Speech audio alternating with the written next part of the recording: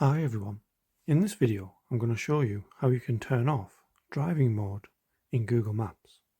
So if you find this video helpful, please give it a like and make sure you subscribe for more useful tutorials. So all you need to do is open up Google Maps, then click on your profile icon on the top right, then select settings near the bottom. Once you're on here, just scroll down and you should see navigation. So just click on that.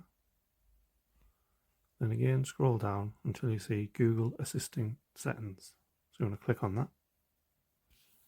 And then near the top it should say Launch Driving Mode. When navigating in Google Maps, driving mode will launch when you start navigation. So obviously if you want to turn that off, you just obviously toggle it there. And then it'll say Update Successful at the bottom. So that's how you can turn off driving mode on Google Maps. Thanks for watching.